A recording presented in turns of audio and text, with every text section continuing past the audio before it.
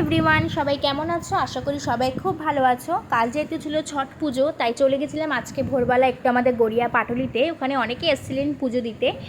তো আমার এই ফার্স্ট টাইম, এর আগে আমি কখনো যাইনি। আর যখন গেছিলাম তখন মোটামুটি ভোর 3:45-4 এরকম বাজে।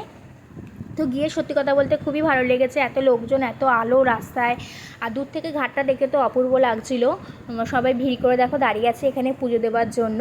আর চারিদিকে এত বাজি ফাটছে, সত্যি খুব সুন্দর লাগছিল। আর বিশেষ করে ওদের ঠেকুয়াটা খেতে আমার দারুণ লাগে। আর এখানে অনেকে কিন্তু গন্ডি কেটে কেটেও আসছিল। তারপরে আস্তে আস্তে ওরা ওদের পুজো যা যা নিয়ম সেগুলোই এখানে সব ঠিকঠাক করে নিচ্ছিল। এই করতে করতে আস্তে আস্তে কিন্তু ভোরের আলো ফোটাও শুরু করে দিয়েছিল।